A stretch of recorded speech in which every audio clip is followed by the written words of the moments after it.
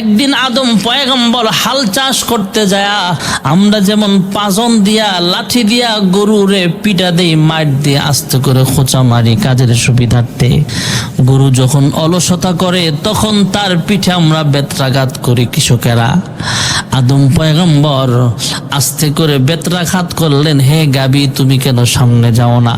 গাবিটাও উল্টা উত্তর দেন, হে আদম পয়গম্বর আমি তো অসুস্থ হয়ে গেছি, ক্লান্ত হয়ে গেছে, আমি আর যাব না।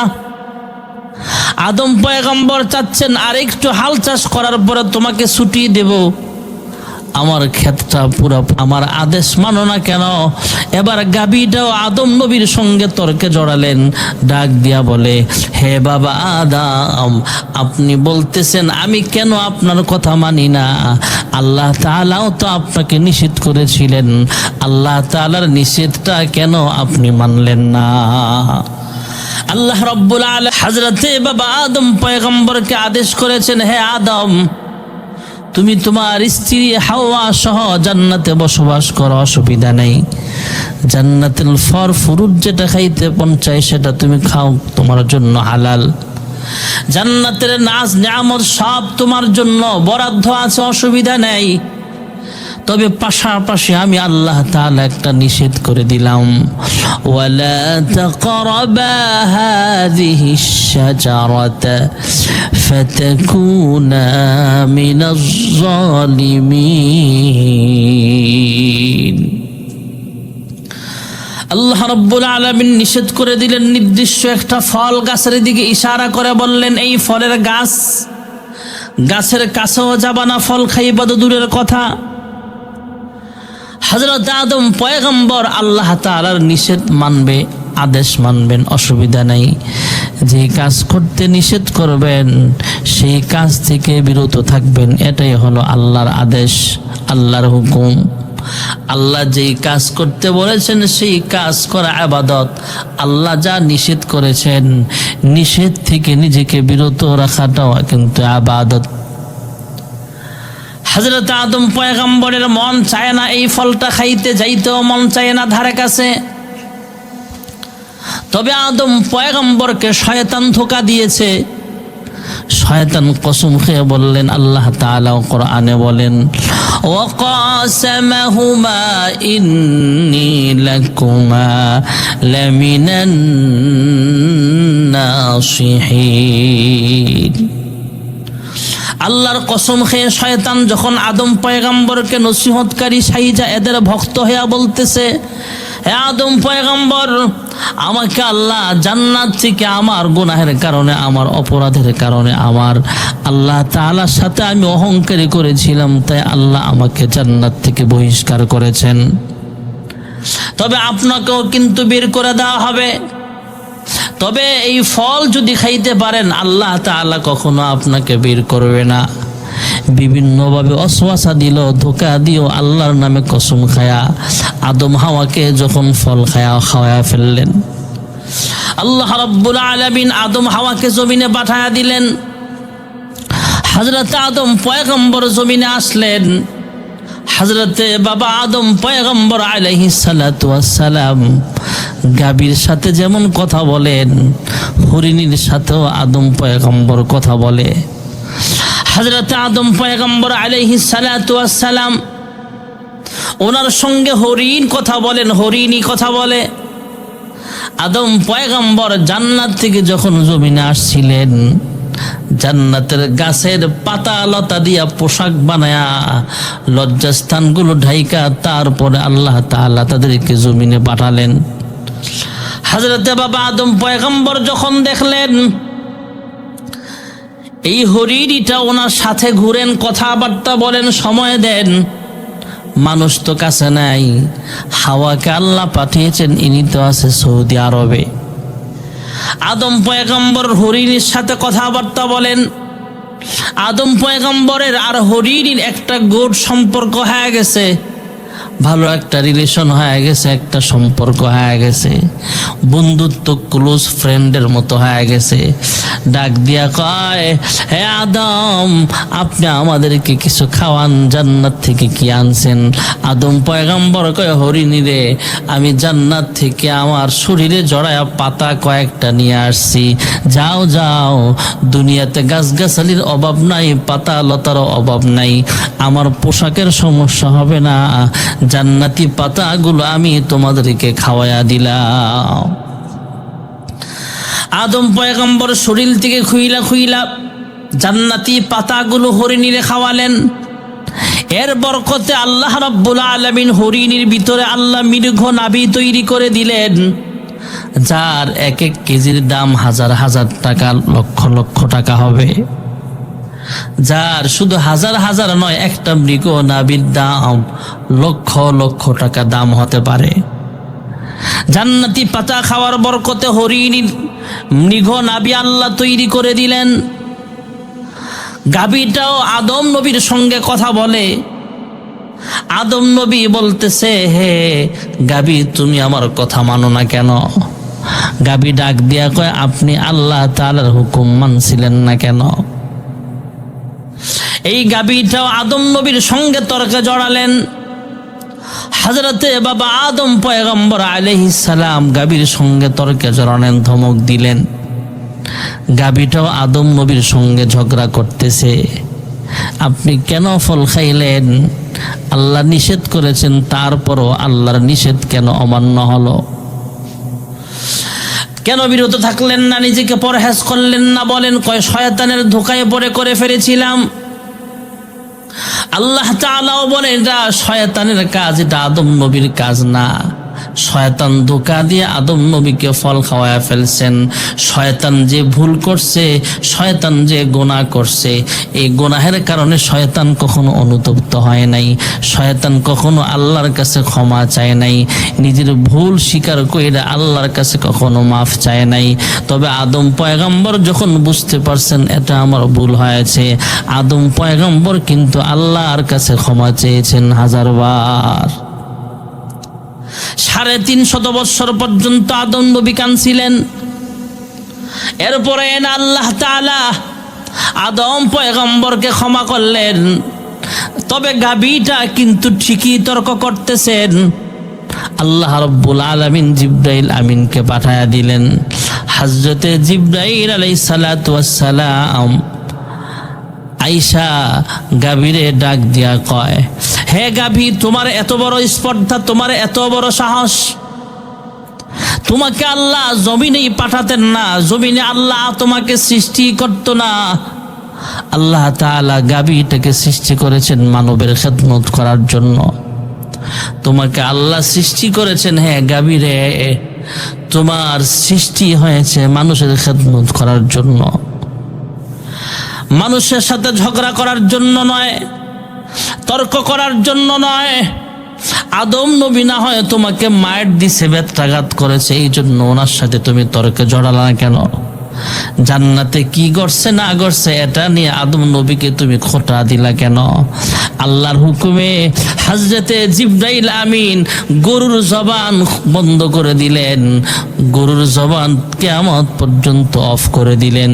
এই গরু আদম নবীর সঙ্গে কথা বলতেন, এবার গরু আর আদম নবীর সঙ্গে কথা বলতে পারবে না। কিয়ামত পর্যন্ত মানুষের মতো যে কথা বলতে পারা, মানুষের সঙ্গে কথা বলার শক্তিটা এই গাভী থেকে আল্লাহ তাআলা উঠায়া নিলেন। যেরকম সুবহানাল্লাহ। হযরত আদম পয়গম্বর 350 বছর কাঁদছেন ভাইয়ারা আমার। 350 বছর কান্নার পর জাবালে রহমত পাহাড়ে উঠা আদম পয়গম্বর আল্লাহ রাব্বুল আলামিনের সঙ্গে কথাবার্তা বলে। 350 বছর পর্যন্ত আদম নয় পয়গম্বর শুধু রব্বানা যালামনা বলে কাঁদলেন। আল্লাহ রাব্বুল আলামিন তওবাটা এমন ভাবে কবুল করলেন, দুজনকে সাক্ষাৎ করায়া দিবেন। আরাফার ময়দানে যারা হজ্জে যায়, বড় হজ করতে গেলে আরাফার ময়দানে অবস্থান করা একটা ফরজ হয়ে যায়। আরাফার ময়দানে হযরত আদম পয়গম্বর যখন জাবালে রহমত পাহাড়ে উঠলেন, একদিক থেকে আদম আর একদিক থেকে হাওয়াকে আল্লাহ তাআলা উঠায়া দিলেন। এখানে একটা পিলার গাড়া আছে, ওই পিলারটা যেখানে আছে সম্ভবত সেখানেই আদম হাওয়া একজনের আরেকজনের সঙ্গে আল্লাহ তাআলা মিলন ঘটায়া দিলেন। একজন আরেকজনের সঙ্গে দেখা করা হয়ে গেল, একজন আরেকজনকে দেখা জড়ায়া ধরলেন। আল্লাহর দরবারে একসাথে দুজন কাঁদলেন, আয় আল্লাহ, আমি নফসের উপরে জুলুম করেছি, শয়তানের ধোকায় পইরা তোমার কাছে মাফ চাই, শয়তানের ধোকায় পইরা আমি গুনাহ খাতা করে ফেলেছি, অপরাধ হয়ে গেছে আমার, জান্নাতের ভিতরে নিষিদ্ধ ফল আমি খেয়ে ফেলেছিলাম।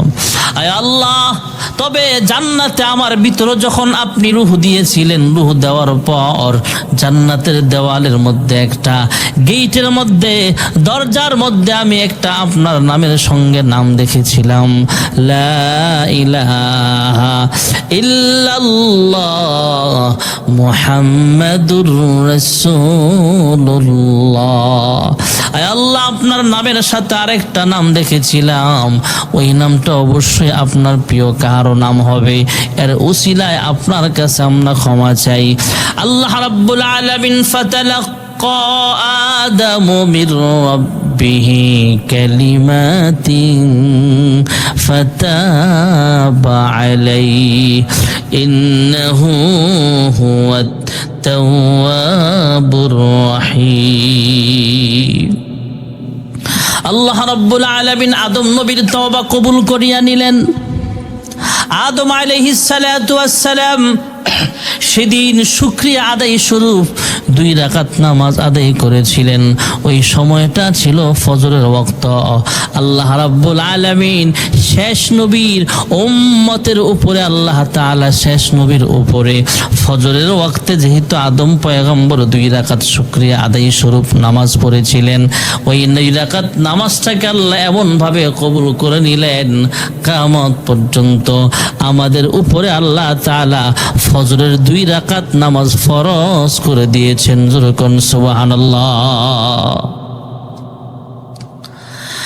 হযরত আদম পয়গম্বরকে আল্লাহ তাআলা কবুল করে নিলেন। আরাফার ময়দানে দুজন একত্রিত হলেন, মা হাওয়া হযরত আদম, দোষী হইলেন খায়া গন্ধ। আরাফাতে মুক্তি দুজন, আয় মদিনায় কে যাবি, আরব সাগর পাড়ি কে দিবি। শুন বলি দরিয়ার ঢেউ, আমার সালাম নিল না কেউ, আমার সালাম পৌঁছে দিও যেথায় দিনের নবী, আরব সাগর পাড়ি কে দিবি। হযরত আদম পয়গম্বর এটা গুনাহ ছিল না ভাইয়ারা আমার, এটা ভুল বশত শয়তানের ধোকায় পয়রা খেয়ে ফেলেছিলেন। আল্লাহ রাব্বুল আলামিন আদম পয়গম্বরের দোষ দেয় নাই, শয়তানের দোষ দিয়েছেন। ওয়াকাসামাহুমা ইন্নী লাকুমা লামিনান নাসিহিন। আরেকটা বিষয় হলো, দুনিয়াতে মানুষ গুনাহ করে, নেকের আমল করে। আদম পয়গম্বর ফল খাইছেন জান্নাতে, দুনিয়ার জমিনে আদম পয়গম্বরকে দিয়ে আল্লাহ কোনো গুনাহ করতে দেয় নাই। সমস্ত গুনাহ থেকে আদম পয়গম্বরকে আল্লাহ হেফাজতে রেখেছেন। সমস্ত নবীরা জীবনে কোনোদিন গুনাহ করেই নাই দুনিয়ার জমিনে, সমস্ত নবীরা হলো মাসুম। যেরকম সুবহানাল্লাহ। হযরত আদম পয়গম্বর আলাইহিস সালাম জান্নাত থেকে জমিনে আসলেন। জমিনে আসার পর আদম পয়গম্বর 350 বছর কাটলেন। জাবালে রহমত এই মিলন মেলাটা আরাফার ময়দানে অবস্থান করাটা আল্লাহর কাছে পছন্দের হয়ে গেছে।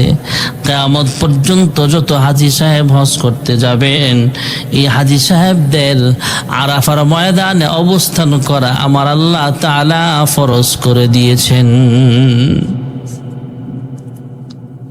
সংক্ষেপে বলছি ভাইয়ারা, আমার হজ্জের একটা নিয়ম আছে।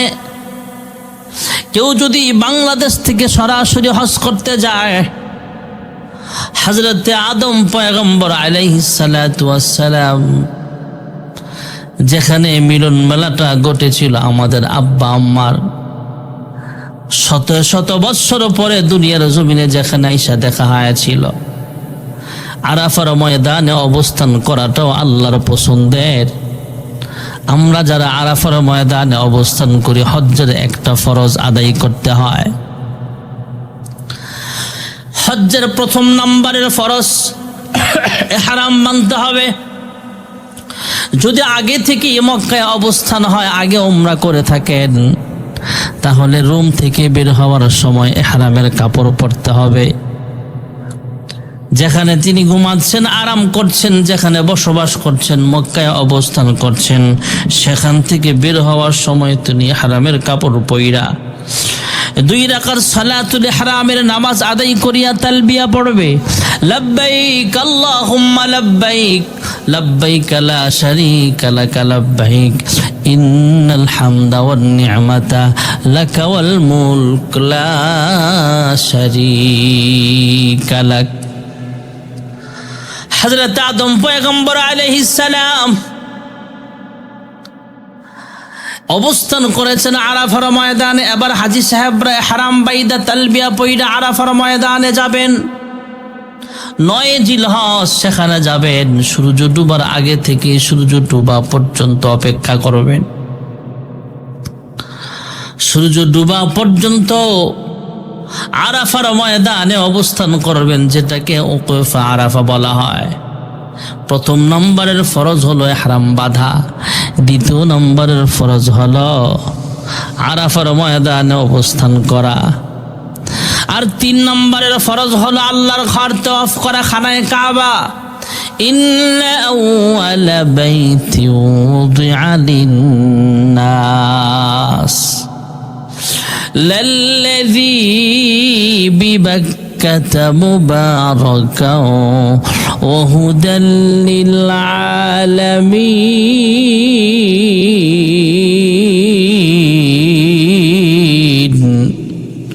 পৃথিবীর প্রথম ঘর খানায়ে কাবা বাইতুল্লাহ, এটা 7 বার চক্কর দেওয়া, এটা আরেকটা ফরজ। তাহলে হজ্জের মোট ফরজ হলো 3টা। 1 নম্বরের ফরজ হলো ইহরাম বাঁধা, 2 নম্বরের ফরজ হলো আরাফার ময়দানে 9 জিলহজ অবস্থান করা, আর 3 নম্বরের ফরজ হলো আল্লাহর ঘর খানায়ে কাবা তওয়াফ করা। হজ্জের কয়েকটা ফরজ আছে, যেমন কয়েকটা ওয়াজিবও পাওয়া যায়। আরাফার ময়দান থেকে যখন সূর্য ডুবার পরে মিনা বাজারে চলে আসবেন, পরের দিন যায় বাইতুল্লাহ তওয়াফ করবেন। রাত্রেবেলায় মুজদালিফায় তওয়াফ করবে। রাত্রেবেলায় মুজদালিফায় রাত্রি যাপন করা, এটা একটা বিশেষ আমল। এরপরে পরের দিন কুরবানি করা, দুম্বা বা ওট বা গরু কুরবানি করা, এটা ওয়াজিব। জামারাতে পাথর মারা প্রথম দিন বড় শয়তানকে 10 তারিখ, এটা আল্লাহ ওয়াজিব করে দিয়েছেন। দ্বিতীয় দিন আবার 3 জামারাতে পাথর মারা, আবার তৃতীয় দিন আবার পাথর মারা, শয়তানকে পাথর নিক্ষেপ করা। কুরবানি করা ওয়াজিব, শয়তানকে কঙ্কর মারা ওয়াজিব, মাথা মুন্ডানো ওয়াজিব। কুরবানি হয়ে গেলে আবার মাথা মুন্ডাবে। আরেকটা ওয়াজিব হলো আরাফার ময়দানে অবস্থান করা তো ফরজ। মুজদালিফায় রাত্রি যাপন করতে হবে, এটাও আল্লাহ বিধান দিয়ে দিয়েছেন। মিনা বাজারে কুরবানি করা, এটাও বিধান করে দিয়েছেন। শয়তানকে কঙ্কর মারা, এটাও একটা বিধান, লঙ্ঘন করা যাবে না, ওয়াজিব করা হয়েছে। আল্লাহর ঘর তওয়াফ করা ফরজ, তবে তোয়াফের পরে সাফা মারওয়া সাই করতে হবে। সাফা মারওয়া সাই করা আল্লাহ ওয়াজিব করে দিয়েছেন। ইন্নাস সাফা ওয়াল মারওয়াতা মিন শাআইরিল্লাহ فمن حج البيت أو اعتمر فلا جناح عليه أن يطوف بهما ومن تطوع خيرا فإن الله شاكر عليم। সাফা মারওয়া সাই করা আল্লাহ ওয়াজিব করে দিয়েছেন। ভাইয়ারা আমার, হজ মানে একটা পাগলামি। আল্লাহ তাআলার খোঁজে মানুষ বের হয়ে যায়। হজ্জের প্রথম কার্যক্রম আল্লাহ রাব্বুল আলামিন শুরু করেছেন আদম পয়গম্বরের মাধ্যমে। মা হাওয়া হযরত আদম দোষী হইলেন খায়া গন্ধ। আরাফাতে মুক্তি দুজন, আয় মদিনায় কে যাবি, আরব সাগর পাড়ি কে দিবি। শুন বলি দরিয়ার ঢেউ, আমার সালাম নিল না কেউ, আমার সালাম পৌঁছে দিও যেথায় দিনের নবী, আরব সাগর পাড়ি কে দিবি। হযরত আদম পয়গম্বর আলাইহিস সালামের আরাফার ময়দানে অবস্থানের মাধ্যমে আল্লাহ তাআলা হজ্জের কার্যক্রম সেখান থেকে চালু করে দিয়েছেন। হজ্জের কার্যক্রম শুরু হয়েছে আদম নবীর মাধ্যমে, আদম আলাইহিস সালামের মাধ্যমে। এই হজটা আন্তর্জাতিক মানের করেছেন জাতির পিতা ইব্রাহিম আলাইহিস সালামের মাধ্যমে। আর এই হজের ভিতরে আধ্যাত্মিকতা, বরকত সব কিছু পরিপূর্ণ করেছেন মুহাম্মদুর রাসূলুল্লাহ সাল্লাল্লাহু আলাইহি ওয়াসাল্লামের বিদায় হজ্জের ভাষণের মাধ্যমে। যুরকুন সুবহানাল্লাহ। اليوم أكملت لكم دينكم وأتممت عليكم نعمتي ورضيت لكم الإسلام دينا। হজ্জের কার্যক্রমটা শুরু হয় মিকাত থেকে। ভাইয়ারা আমার, আমাদের বাংলাদেশ থেকে আমরা যখন সৌদি আরবে যাই, যারা মদিনা এয়ারপোর্টে ল্যান্ড করে আর মদিনায় হারাম বাঁধে, মদিনা থেকে যখন মক্কায় ঢুকবে, মদিনার শহরের কাছাকাছি জায়গায়, সেখানে মিকাত থেকে এই মানুষগুলো এ হারাম বাইদা তারপরে হজ্জের পথে রওনা হয়ে যায়।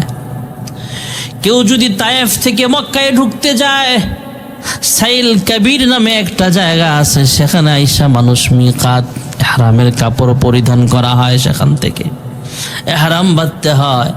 আর বাংলাদেশ থেকে যদি কেউ সৌদি আরবের মদিনা এয়ারপোর্টে না যায়, কেউ যদি মক্কার পাশে জেদ্দা এয়ারপোর্টে ল্যান্ড করে, জেদ্দা থেকে যখন মক্কায় ঢুকবে, মক্কায় ঢুকার আগে, জেদ্দায় ঢুকার আগেই আমরা যখন বিমানে যাই, ইয়ালামলাম নাম একটা জায়গা আছে, পাহাড় আছে, এলাকা আছে, মিকাত আছে।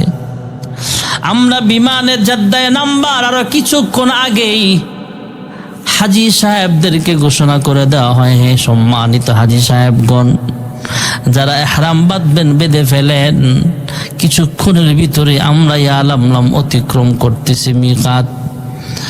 তালবিয়া পাঠ করে হাজী সাহেবরা যখন ইহরাম বাঁধিয়া ফেলেন, ইহরামের নিয়ত করে ফেলেন, লব্বাইক আল্লাহুম্মা লব্বাইক বলে ফেলেন, লব্বাইক আল্লাহুম্মা লব্বাইক, লব্বাইক লা শারীকা লাকা লব্বাইক, ইন্নাল হামদা ওয়ান নি'মাতা লাকা ওয়াল মুলক লা শারীকা লাক। হাজী সাহেবরা ইহরামের কাপড় পরে ফেলেন, ইহরাম বেঁধে ফেলেন, এখান থেকে উমরা করেন, অথবা হজ্জের কাছাকাছি সময় হলে সরাসরি হজ করেন। কেউ যদি হজ করেন কেউ যদি সোজা সোজা উমরা করেন তাহলে তার আরাফার ময়দানে অবস্থান করতে হয় না। এ হারাম বাঁধা ফরজ। আরেকটা ফরজ হলো আল্লাহর ঘর তওয়াফ করা, বাকি মাথা মুন্ডানো, মাথা হলক করা, চুল ছোট করা মহিলারা। ভাইয়েরা আমার, বন্ধুরা আমার, যাদের চুল বড় মুকাসসিরিন হবে, আর যার চুল ছোট এরা মুহাল্লিকিন করতে হবে, চুল একদম চাইসা ফেলতে হবে, মাথা মুন্ডাতে হবে। আরেকটা ওয়াজিব হলো সাফা মারওয়া সাই করা। আর যারা আমরা বড় হজ করি এদের প্রথম ফরজ হলো হারাম বাঁধা, দ্বিতীয় নম্বরের ফরজ হলো আরাফার ময়দানে অবস্থান করা, তৃতীয় নম্বরের ফরজ হলো আল্লাহর ঘর খানায় কাবা তওয়াফ করা, 7 বার চক্কর দেওয়া। ওয়াজিবগুলো হলো মাথা মুন্ডানো ওয়াজিব, কুরবানি করা ওয়াজিব, মিনায় অবস্থান করতে হবে, মিনায় কুরবানি করতে হবে, মুজদালিফায় রাত্রি যাপন করতে হবে।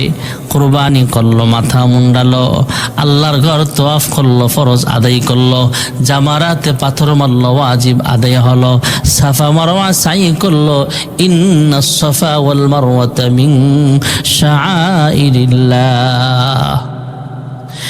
إن الصفا والمروة من شعائر الله فمن حج البيت أو اعتمر فلا جناح عليه أن يطوف بهما ومن تطوع خيرا فإن الله شاكر عليم। আল্লাহ তাআলা ওয়াজিব করে দিয়েছেন বড় হজ যারা করবেন সাফা মারওয়া সাই করতে হবে। হজ মানে একটা পাগলামি। আল্লাহর পাগলের আরাফার ময়দানে গেল আল্লাহর হুকুম পালন করার জন্যে, মিনা বাজারে গেল, মুজদালিফায় রাত্রি যাপন করলো, হজ করতে আসছে, মক্কায় তওয়াফ করতে আসছে, আবার মিনা বাজারে গিয়া শয়তানকে পাথর মারে, আবার দ্বিতীয় দিন পাথর মারে, তৃতীয় দিন পাথর মারে, শয়তানটাকে পাথর মেরে আল্লাহকে রাজি খুশি করানোর জন্য সাফা মারওয়া সাই করে, মাথা মুন্ডায় অথবা মাথা ছাটে, চুলগুলো ছাইটা ফালায়া দেয়, কম চুলগুলো আগা দিয়ে সমান করে ছাইটা ফালায়া দেয়, কেটে ফালায়া দেয়, অথবা হলক করে। মুহাল্লিকিন, মাথা মুন্ডানো ওয়াজিব আল্লাহ করে দিয়েছেন, মানুষ ওয়াজিবটা পালন করে, কুরবানি করে। হজ্জের কার্যক্রম সব শেষ হওয়ার পরে ভাইয়েরা আমার, হজ্জের কার্যক্রম সব শেষ হওয়ার পরে আদম পয়গম্বর চিন্তা করছেন, আদম পয়গম্বর যে আল্লাহ তাআলা ফরজ করে দিয়েছিলেন, আদম পয়গম্বর আরাফার ময়দানে অবস্থান করেছিলেন, এটা আল্লাহ পছন্দ করেছেন। আদম পয়গম্বরকে আল্লাহ ক্ষমাও করে দিয়েছিলেন। আদম পয়গম্বরের আরাফার ময়দানের অবস্থানটা যেমন আল্লাহর কাছে প্রিয়, আল্লাহর ঘরখানায় কাবা তওয়াফ করাটাও আল্লাহর কাছে প্রিয়। সব আদায় আমরা করলাম, সব কার্যক্রম শেষ করার পর আল্লাহ ডাক দিয়া কয়, ওরে বান্দা, এবার যখন তুই বাংলাদেশে চলে যাবি, হজ্জের কার্যক্রম শেষ কইরা যখন তোমার এলাকায় তুমি চলে যাইবা, আবার আমার ঘরটা 7 বার তওয়াফ করিয়া যাও। যখন সুবহানাল্লাহ, যেটাকে বিদায়ে তওয়াফ বলা হয় ভাইয়ারা আমার। এই হজ্জের কথাটা আমি বললাম, হজ্জের কার্যক্রম আদম পয়গম্বর থেকে আল্লাহ শুরু করেছেন। আদম পয়গম্বর গাভীর সাথে কথা বলতেন, গাভীর সাথে অযোগ্য হলো হরিণীর সঙ্গে কথা বলতেন। আদম পয়গম্বর দুনিয়াতে আল্লাহ পাঠালেন। আদম পয়গম্বরকে আল্লাহ তাআলা যখন ক্ষমা ঘোষণা করে দিলেন, আদম পয়গম্বরকে আল্লাহ তাআলা এটাও জানায় দিলেন, হে আদম, তুমি যেমন নিজের অপরাধ বুঝে, নিজের ভুল বুঝতে পেরে আমি আল্লাহর কাছে তওবা করেছ, তোমার কোনো সন্তানেরাও যখন নাফরমান হয়ে যেতে পারে, শয়তানের ধোকায় পড়িয়া শয়তানের কুপ্রবঞ্চনায় পইড়া তোমার কোনো সন্তান যখন অপরাধী হয়ে যাবে আর আমি আল্লাহর কাছে যখন তওবা করবে, রব্বানা যালামনা আনফুসানা ওয়া ইল্লাম তাগফির লানা ওয়া তারহামনা লানাকুনান্না মিনাল খাসিরিন। আয় আল্লাহ, আমি আমার নফসের উপরে জুলুম করেছি। আয় আল্লাহ, তুমি ছাড়া আমার মাফ করানোওয়ালা আর কেউ নাই। আয় আল্লাহ, তুমি আমারে মাফ করিয়া দাও। তুমি ছাড়া কারি কাছে আমরা করি বড় ধন, তুমি বিনে কে বুঝিবে মনেরই বেদন। আয় আল্লাহ, তুমি আমাকে ক্ষমা করে দাও। আল্লাহ তাআলা ডাক দেয়া কয়, হে আদম, তোমাকে আমি আল্লাহ যেমন ক্ষমা করে দিলাম, শুধু ক্ষমাই নয়, আমি আল্লাহ তোমাকে আউয়ালুল আম্বিয়া, পৃথিবীর জমিনের প্রথম খলিফা আমি আল্লাহ তোমারে বানায়া দিলাম।